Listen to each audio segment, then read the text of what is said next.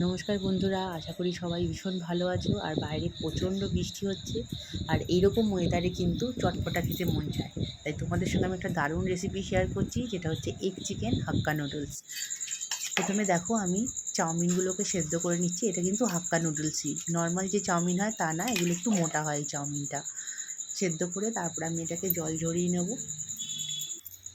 হ্যাঁ দেখো, জল ঝরাচ্ছি। অনেক ইচ্ছা চাইলে তুমি এটার মধ্যে একটু ঠান্ডা জলও দিয়ে দিতে পারো, তাহলে এটা একসঙ্গে লাগবে না, এমনিও লাগে না, চাউমিনগুলো একটু মোটা মোটাই হয়।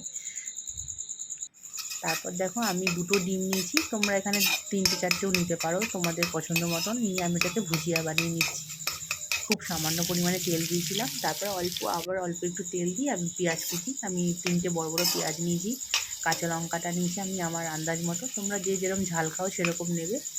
লঙ্কা কুচি দিয়ে দিয়েছি। তারপর আমি নিয়ে নিচ্ছি একটু সয়া সস, এখানে 2 চামচ মতন সয়া সস দিলাম। আমি মাপলাম না, আমার একটা আন্দাজ আছে বলে, তোমরা কিন্তু মেপেও দিতে পারো, চাউমিনের পরিমাণের ওপরে দিতে পারো। আমার চাউমিনটা দেখলে কতটা পরিমাণ আছে আমি তার মতো দিচ্ছি। তারপরে হাফ চামচ সল্ট দিলাম, তারপরে 1 চামচ আমি আদা রসুনের পেস্ট দিলাম, এখানে তোমরা আদা রসুন কুচি করেও দিতে পারো। আর নুনটা স্বাদ মতন দেবে, কেন সয়া সসে কিন্তু নুন থাকে, ওই জন্য নুনটা বেশি হয়ে যায়। তারপর আমি দেখো বোনলেস চিকেন ছোটো ছোটো করে টক দই মাখিয়ে রেখেছিলাম, এখানে তোমরা টক দই না মাখিয়ে সয়া সস মাখিয়েও রাখতে পারো। তা আমি একটু টক দই আমার ছিল, আমি নিজের ঘরে টক দই পেতেছিলাম, তাই টক দই দিয়েছি, এতে টেস্টটাও ভালো এসেছিলো।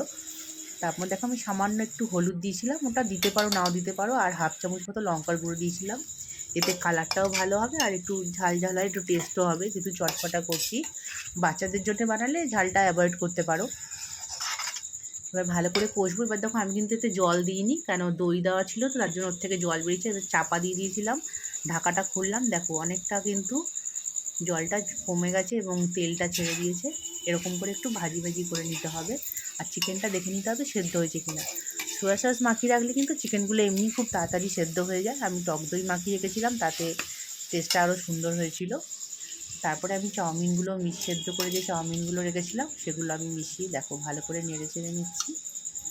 তোমরা একটু সময় নেবে। তারপরে যে এগ ভুজিয়াগুলো রেখেছিলাম সেগুলো আমি ওতে মিশিয়ে দিচ্ছি। মিশিয়ে একটু ভালো করে নাড়বো, অনেকক্ষণ একটুখানি ফ্রাই করে নেবে, কিন্তু যেন কাঁচা কাঁচা না থাকে। চাউটা সেদ্ধ চাউটাও দেখবে একটু বেশ ভাজা ভাজা হয়েছে, কালারটা আসবে দেখবে, এরকম ভাজা ভাজা করে নেবে। একদম লো ফ্লেমে ভাজবে, আঁচটা বাড়িয়ে দিলে কিন্তু চাউগুলো শক্ত শক্ত কাট কাট হয়ে যাবে। ওই জন্য ফ্লেমটা কমিয়ে একদম লো ফ্লেমে কিন্তু চাউমিনটা একটু বেশ সময় নিয়ে 10-15 মিনিট ভাজবে। তারপরে দেখো এরকম আমরা চপস্টিক্স দিয়ে সার্ভ করেছিলাম, আমি পেঁয়াজ শসা তার উপরে একটু সস দিয়ে দারুণ করে ডেকোরেশন করেছিলাম, আর খেতেও কিন্তু দারুণ হয়েছিল।